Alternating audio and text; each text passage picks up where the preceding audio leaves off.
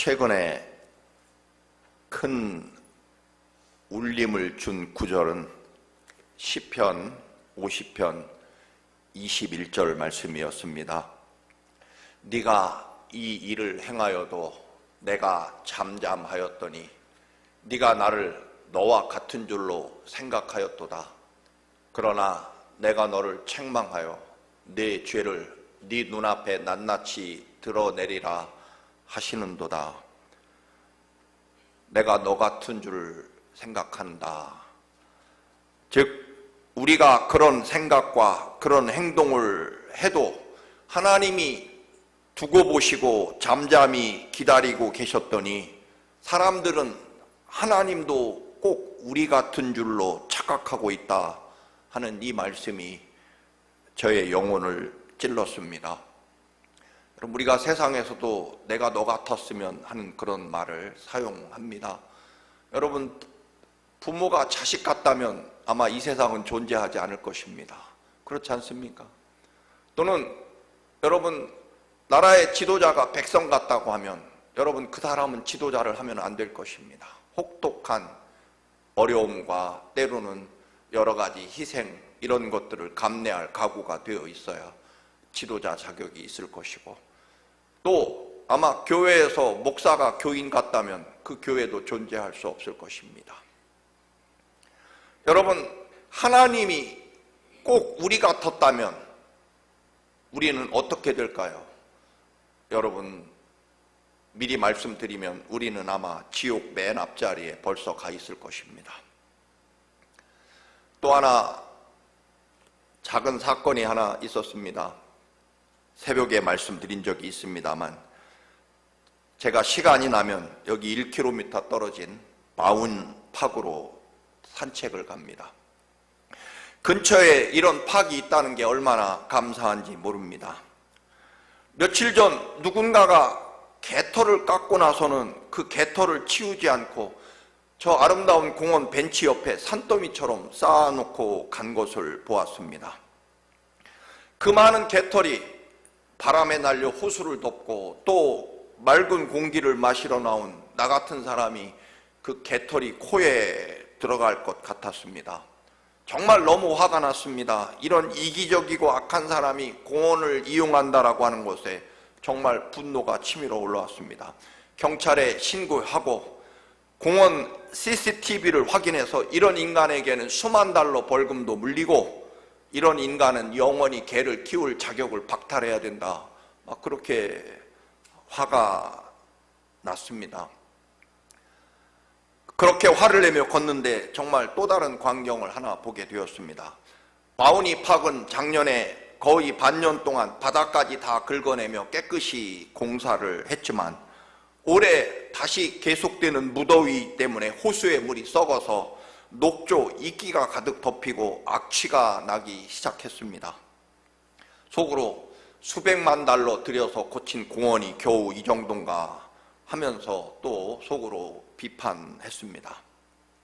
그런데 놀랍게도 어떤 어린아이와 젊은이들이 그 주변의 나무에서 부러진 나뭇가지를 주워다가 옹색하게도 그 이끼들을 그 나뭇가지로 건져내서 공원 호수 밖으로 꺼내는 모습을 보았습니다. 너무나 감동이었습니다. 그렇게 교회로 돌아와서 저녁에 강단에서 기도하던 중에 혹독한 책망 같은 음성이 들리기 시작합니다. 차 목사, 너는 개털을 깎고 버리고 간 그 사람에 대해서 왜 그렇게 분노했느냐? 타인의 잘못에 대해서 분노하고 비난하는 것, 그건 누구나 다 할 수 있는 일이다. 네가 예수를 믿고 더군다나 하나님의 말씀과 십자가 사랑을 전하는 목사라면 네가 예수 그리스도의 전적인 십자가 죽으심의 그 보혈의 피로 구원받았다고 날마다 그렇게 외치면, 하나님의 말씀과 십자가 사랑을 교인들에게 전하는 목사라면 네가 퍼붓는 그 분노, 그 비난만큼 집으로 돌아와서 당장 비닐봉지와 청소도구를 가지고 가서 공원의 그 개털을 치웠어야 너는 목사다운 사람이었다. 내가 왜 그래야 됩니까? 개털을 깎고 버린 그 인간이 치우든지 아니면 시청 공원 직원이 치워야 맞죠. 그때 저에게 분명히 들려온 음성이 있었습니다. 그렇다면 나는 너에게 분노할 데가 없는 줄 아느냐? 주님이 참목사야, 나는 너한테 분노가 치밀고 화가 날 데가 없는 줄 아느냐? 내가 왜 너를 위해 십자가에 죽으면서까지 너를 구원했어야 되느냐? 그럴 만한 이유가 너한테 있었느냐? 이때 드는 말씀이 바로 이 말씀입니다. 내가 너 같았으면 너는 벌써 목사지만 지옥 맨 앞자리에 벌써 가 있을 것이다. 너는 네가 화내는 만큼 그건 누구나 다 할 수 있는 거니까. 혹시 경찰에 신고하고 시청 뜨리원원 전화하고 또는 여러분 그 개털 깎아놓고 도망간 사람에게 분노하는 것, 그거 다 할 수 있는 일이다. 네가 진짜 그리스도인이고 목사라면 네가 화내는 만큼 너는 개털을 치우러 갔었어야 된다. 네가 그리스도인이고 더군다나 목사라고 하면 화 잘 내는 사람, 화 낼 줄 아는 사람이 아니라 힘들고 귀찮고 어렵지만 그 분노와 화를 누르고 화내는 만큼 개털을 치우러 갔어야만 너는 그리스도인이고 목사 자격이 있다. 너 목사 가운 걸치고 그럴듯하게 말하지만 너야말로 하나님 나라에서 한참 멀다. 그런 책망의 음성이었습니다. 주님, 다음에 그런 일이 있으면 제가 반드시 청소도구 가지고 개털 치우러 꼭 가겠습니다. 그렇게 고백하지 않을 수 없었습니다. 사랑하는 청암교 여러분, 우리는 믿지 않는 사람과 같으면 안 됩니다. 주님께서 우리 같지 않으셨기 때문에 나 같은 죄인을 살리려고 십자가에 그 피를 쏟으며 나를 살리겠다고 십자가에 죽으시기까지 그 사랑과 희생을 감당하셨기 때문에 그 은혜로 구원받았다라고 고백한다면 우리도 사흘 후에 이루어질 놀라운 부활의 승리를 믿으며 그리고 하나님이 준비하신 영원한 하나님 나라 영생을 바라보며 거기까지 우리는 달려가야만 세상 사람과 같지 않는 생각과 판단과 선택을 할 줄 알아야만 우리는 그리스도인이다라고 하는 것입니다. 주님께서 나를 용서하시려고 내 대신 십자가에 내 모든 죄를 대신 지시고 십자가에 죽으셨습니다. 감사합니다. 끝입니까, 여러분? 그게 다입니까, 여러분? 우리는 여기까지 돼서는 안 됩니다. 세상 사람도요, 내 대신 누군가가 희생해서 내가 그 덕분에 살아났다면 감사하고 또 감사할 것입니다. 우리는 그 사랑을 힘입었다면 우리도 주님처럼 주님이 나를 위해 희생하시고 십자가에 죽으신 후에 사흘 후에 다시 살아나셔서 그 부활의 위대한 승리와 영광으로 영원한 하나님 나라를 보증해 주셨다면 우리도 이제 기꺼이 십자가를 질 수 있어야 되고 사흘 후에 다시 승리케 하시는, 내가 아무리 낮아지고 희생하고 손해보아도 하나님이 사흘 후에 기필코 승리하게 하시고 위대한 축복과 영광으로 나에게 갚아주실 것을 믿는 믿음으로 하나님 나라를 향해 가야 된다라고 하는 것입니다. 세상 사람만큼 고상하고 법을 잘 지키고 여러분 품이 있는 것, 그것 가지고 안 된다라고 하는 것입니다. 나쁜 일에 대해서 분노한다, 그거 못할 사람이 어디 있겠습니까? 다윗이 골리앗을 쓰러뜨리고 돌아오자 백성들이 만세를 부릅니다.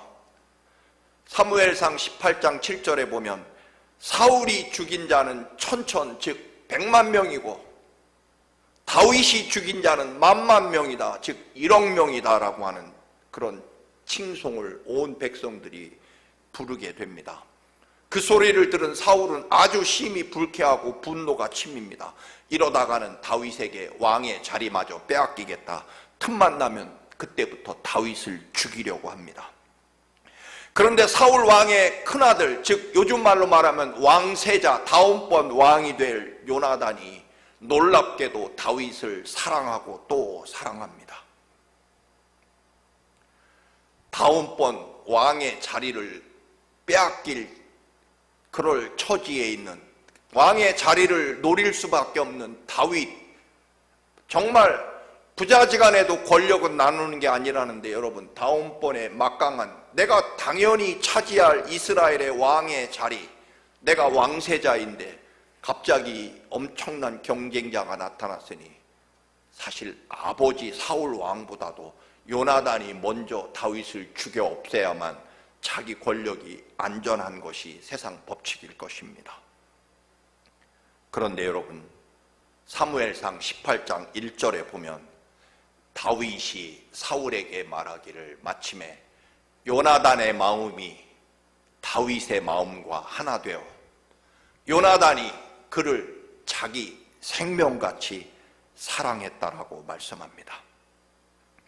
요나단의 마음이 다윗과 같았기 때문이라는 것입니다. 즉 구체적으로는 요나단이나 다윗이나 하나님이 그들의 삶에 가장 먼저였고 하나님을 절대적으로 믿는 믿음이 같았고 국가와 민족을 사랑하는 마음이 같았다라고 하는 것입니다. 다윗과 요나단은요, 다음번 왕은 누가 될 것인가 놓고 그렇게 서로 갈라진 마음이 아니었다라고 하는 것입니다. 왕의 자리는 그들에게 문제가 되지 않았습니다. 하나님의 뜻과 하나님의 마음이 어디에 있는지 다윗과 요나단은 함께 하나님의 마음과 뜻을 살피는 사람이었다라고 하는 것입니다. 여러분, 우리가 왜 상처받고 때로는 화가 나고 억울할까요? 작은 개털 사건 하나 가지고 저도 정말 다시 한번 깨달았습니다. 내가 옳고 다른 사람이 틀렸기 때문에, 그리고 틀린 사람들이 아무 일 없이 잘 살기 때문에 우리는 분노하고 화가 나고 또 때로는 상처가 크게 될 것입니다. 나는 분명히 옳은데 저 사람은 분명히 틀렸는데 왜 내가 더 손해를 보고 내가 왜 상처받고 억울해야 될까? 여러분, 그래서 우리는 끝없이 다른 사람 때문이라고 생각합니다. 그런데 여러분, 주님이 우리 때문에 받으신 상처는 얼마나 크고 분노는 얼마나 많을까요? 그래서 우리에게 화를 내고 분노하시고 갚아주시느냐? 그렇지 않죠. 오히려 우리가 우리 스스로 죄악에서 벗어날 수 없음을 아시고 주님이 내 모든 죄값을 지시고 십자가에 나를 위해 죽으셨다라고 하는 것입니다. 나 같은 죄인을 위해서 말입니다. 결국 우리는 다른 사람 때문에 화가 나고 억울하고 상처받은 게 아니라 우리는 그런 세상 사람과 같지 않는 하나님의 거룩한 백성이며 예수 그리스도의 십자가의 그 처절한 피와 사랑으로 구원받은 사람이라면 우리는 그리스도의 사랑과 은혜가 내 생명과 삶을 이끌지 않기 때문에 사실은 화내는 것이다.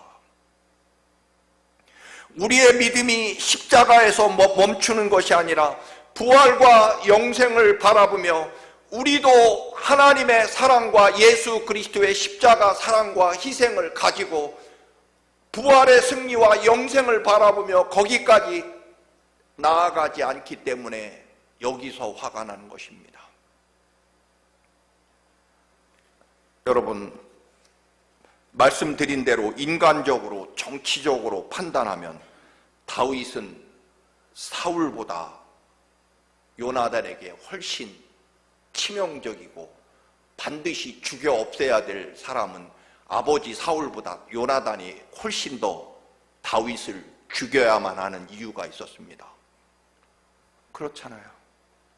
그러나 요나단은요, 다윗을 자기의 권력을 노리는 경쟁자가 아닌 함께 하나님을 사랑하는 사람으로 보았다는 것입니다. 나라를 구하기 위해 생명을 아끼지 않는 용기를 가진 사람, 여호와 하나님만을 믿는 사람, 그리고 무엇보다도 이미 하나님의 뜻과 마음이 다윗에게 가 있다는 것을 요나단은 인정합니다. 질투하고 분노하는 것이 아니라 하나님의 거룩한 뜻이 다윗에게 있다는 것을 요나단은 받아들인다는 것입니다. 여러분, 세상에 이런 인품과 행동을 가진 사람은 없을 것입니다. 아버지 다윗이 자신과 아들 요나단을 위해서 다윗을 그토록 죽이려고 하지만 요나단은 오히려 다윗을 철저하게 보호합니다. 여러분, 예수님을 3년씩이나 따르며 가르침을 받은 12제자도 무슨 일을 합니까? 서로 총리 자리 누가 될까, 장관 자리 누가 앉을까, 서로 제자들끼리 싸우는 모습을 종종 보여줄 정도인데 말입니다. 자주 말씀드립니다만 요나단이 자존심도 없고 욕심도 없는 그런 사람이기 때문에 절대로 그렇지 않습니다. 정반대입니다. 요나단은요, 다윗에 뒤지지 않을 만큼 용맹스럽고 뛰어난 지혜를 가진 데다가 여러분, 자기 왕의 자리를 노리는 경쟁자 다윗을 보호하고 생명을 바쳐 다윗을 지켜내는 일까지 합니다. 다윗에게 하나님께서 왕의 자리를 주시려고 한다는 하나님의 뜻을 벌써 알고 그것을 헤아리는 위대한 통찰력을 가지고 있었다라고 하는 것입니다. 사무엘상 13장에 보면 이스라엘이 이제 국가를 조직하고 왕을 세우고 군대를 만들자 블레셋이 수만의 전차부대와 기마병을 거느리고 이스라엘을 침략해옵니다. 나라가 세워지기 전에, 군대가 세워지기 전에 이스라엘을 완전히 짓밟겠다는 계산이었습니다. 결국 이스라엘은 모두 도망치고 사울 왕에게는 겨우 600명의 군대밖에 남아있지 않았습니다. 그때 요나단이요, 하나님께 기도하고 자기 경호원 한 명과 함께 블레셋 적진으로 뛰어들어서 단숨에 20명의 블레셋 군대를 죽입니다. 혼자 블레셋 수만 명의 적진으로 뛰어들어 용감하게 싸우는 모습을 본 이스라엘이 이래서는 안 되겠다 싶어서 그들도 역시 용기를 내서 600명이 블레셋과 싸워 큰 승리를 거두게 됩니다. 요나단이 외칩니다. 사무엘상 14장 6절에 보면 우리가 이 할례 받지 않은 자들에게로 건너가자. 여호와께서 우리를 위하여 일하실까 하노라. 여호와의 구원은 사람이 많고 적음에 달리지 아니하였다라고 외치며 하나님을 믿는 믿음으로 수만 명의 블레셋 진영으로 뛰어들었다는 것입니다. 여러분, 다윗도 마찬가지입니다. 다윗도 골리앗 앞에 나설 때 뭐라고 외칩니까? 사무엘상 17장 47절.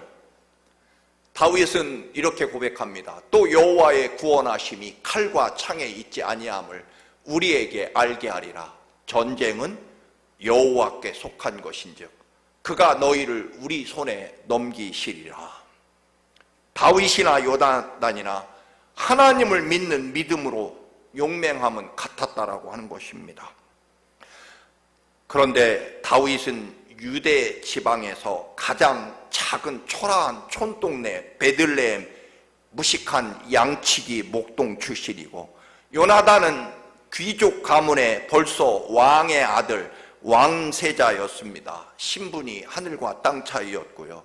그리고 정확하게 계산하긴 어렵지만 요나단이 다윗보다 최소한 10살 위고요. 많게는 30살 이상 어른입니다.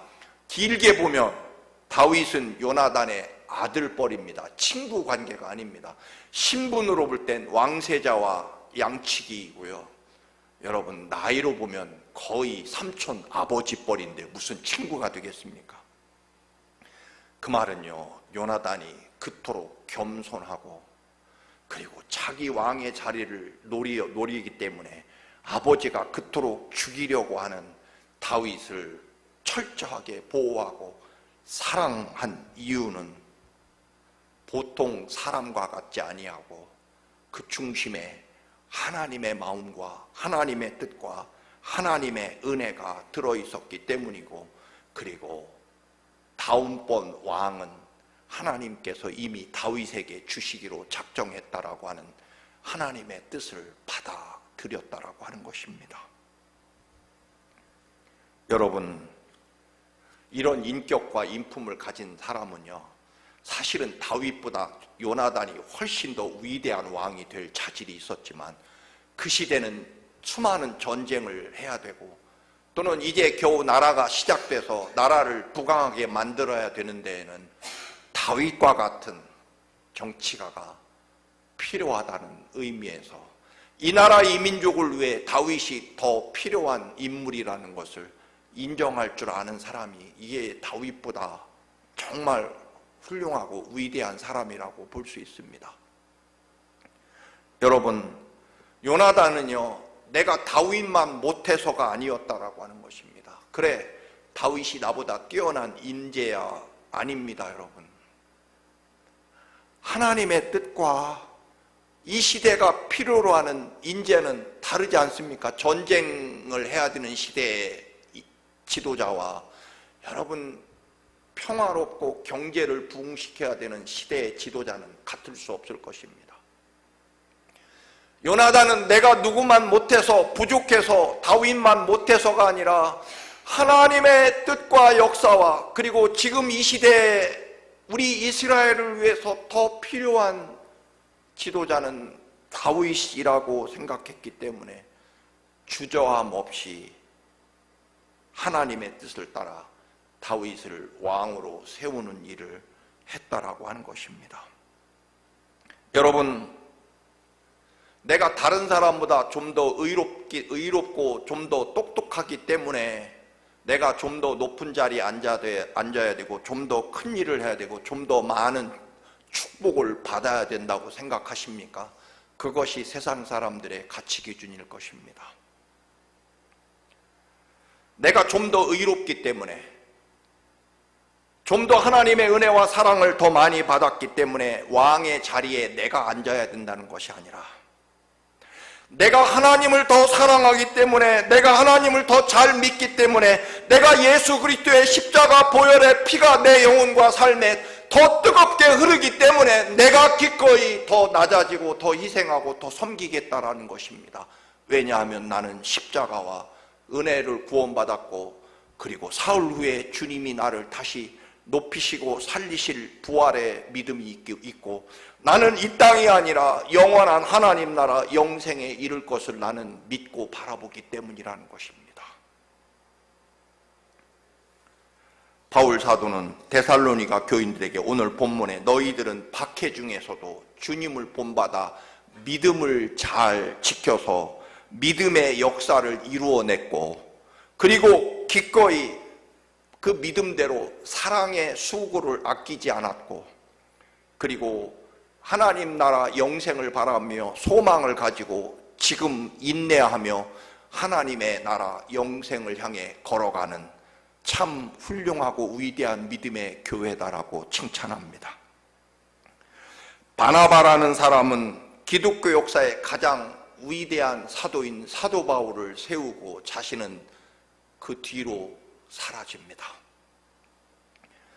여러분, 빌레몬이라는 사람은 자기에게 엄청난 피해를 주고 도망친 노예 오네시모를 용서해 주는데 그치지 않고 그를 형제로 받아줄 뿐만 아니라 초대 기독교의 지도자로 자기 노예를 그것도 엄청난 돈을 훔쳐 도망친 그 당시의 법으로는 사형에 처해야 될 그 천한 노예를 형제로 받아줄 뿐만 아니라 더 나아가서 자기의 지도자로 세워줍니다. 불가능한 이야기죠, 사실은. 그런데 가능한 이유는 한 가지 이유뿐일 것입니다. 내가 예수를 믿기 때문에. 내가 예수님 십자가 사랑으로 구원받았기 때문이라는 것입니다. 나쁜 사람들 때문에 그래도 바르게 살려고 하는 내가 화가 나고 상처를 받고 분노할 때가 있습니까? 여러분의 분노와 상처 이해합니다. 그러나 그리스도인의 삶의 이유는 달라야 됩니다. 한 발 더 나가야 됩니다. 어디까지요? 부활까지, 영원한 하나님 나라, 영생까지 말입니다. 선한 사마리아인은 강도를 만나 죽어가는 사람을 보고 참 안 됐다 동정을 하거나 여기 꿈을 대다가 나도 강도를 만나 죽겠다라고 얼른 자리를 피하거나, 아니면 저처럼 그 악한 강도에 대해서 분노하고 세상에 이런 악한 인생이 있나, 이런 악한 자들과 같은 시대를 산다고 하는 것이 참 슬프다 하고 분노하거나, 아니면 도대체 이 나라 정치가들은 뭐 하길래 이런 강도들이 날뛰도록 내버려 두나, 이 무능한 정치가들의 지도자들에게 분노할 수 있었을 것입니다. 여러분, 거기까지는 다 같은 생각과 같은 처지일 것입니다. 오늘 우리가 십자가와 부활과 영생을 믿는 그리스도인이라고 하지만 진짜 부활까지 가느냐라고 하는 것입니다. 진짜 영생까지 가느냐라고 하는 것입니다. 사마리아 강도를 만난 사마리아 사람은, 강도 만난 자를 본 사마리아인은요, 그를 데려다가 치료를 해주고, 그리고 자기 사업이 바쁘니 치료비를 충분히 주면서 내가 돌아올 때까지 이 사람을 치료해주고, 혹시 치료비가 모자라면 내가 다음에 와서 다시 갚아주겠다라고 그렇게 말합니다. 여기까지가 그리스도인이라는 것입니다. 마지막으로 제가 주보에도 기록했습니다만 제가 좋아하는 이야기입니다. 제가 유럽을 갈 기회가 생기면 꼭 보고 싶은 것은 반 고흐의 그림과 모네의 그림과 그리고 로댕의 조각작품 중에 바로 칼레 시민이라는 조각작품입니다. 이 배경을 들었기 때문입니다. 1347년, 거의 1000년 전에 에드워드 3세가 이끄는 영국군이 프랑스를 침략합니다. 영국에서 프랑스를 침략할 때 길목이 칼레라고 하는 시입니다. 칼레 시민들은 극심한 가뭄과 작은 군대로 그 막강한 영국 군대를 상대로 1년 동안 버티게 됩니다.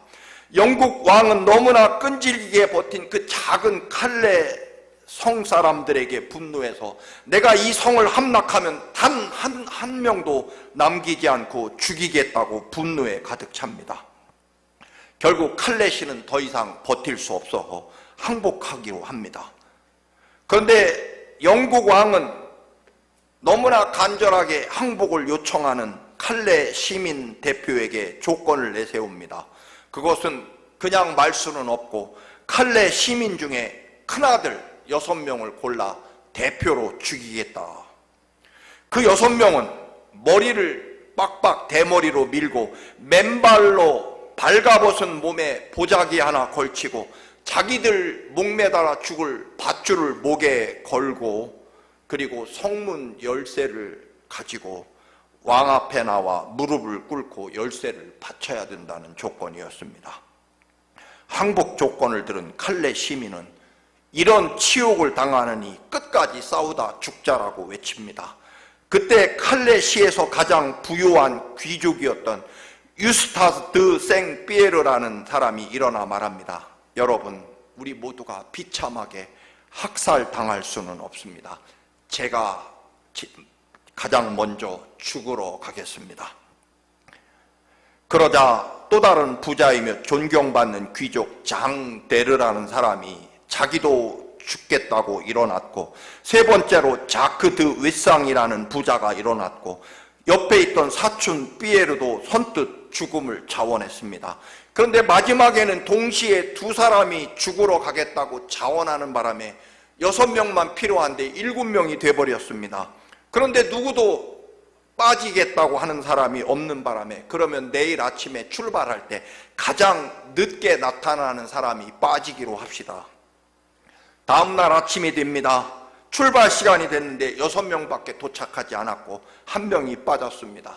바로 가장 먼저 죽으러 가겠다고 자원했던 유스타스 삐에르라는 사람이 나타나지 않았습니다. 사람들이 혹시 실망했습니다. 그러나 결국 알아보니 7명의 지원자 중에 혹시 밤새 두렵고 무서워서 마음이 변할까봐 자기 스스로 먼저 자결을 해서 6명이 기꺼이 갈 수 있게 했다는 것입니다. 혹시 7명 중에 죽음이 두려워 빠지겠다고 하면 6명의 명예도 여러분 많이 훼손당하기 때문이었을 것입니다. 그래서 스스로 7명에서 6명을 맞추려고 먼저 자결을 했다라고 하는 이야기입니다.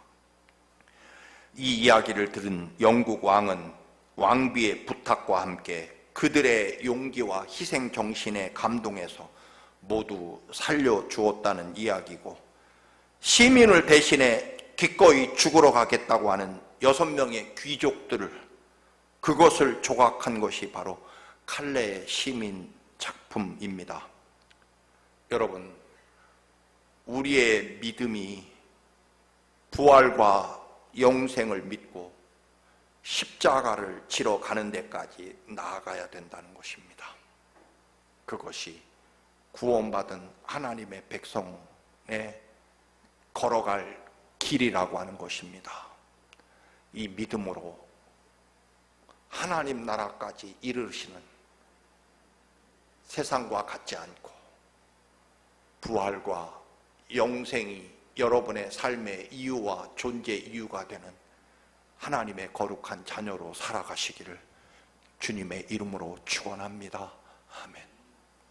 거룩하신 주님, 우리의 믿음이 십자가를 지나 부활의 승리와 영광을 넘어 영생에 이르도록 우리의 믿음을 지켜주옵소서. 하나님이 우리 같지 않듯이 우리도 세상 사람들, 이기적이고 자기 중심적인 세상 욕망에 매여 살아가는 세상 사람과 같지 않은 그리스도의 사람으로 살게 하옵소서. 예수님의 이름으로 기도드립니다. 아멘.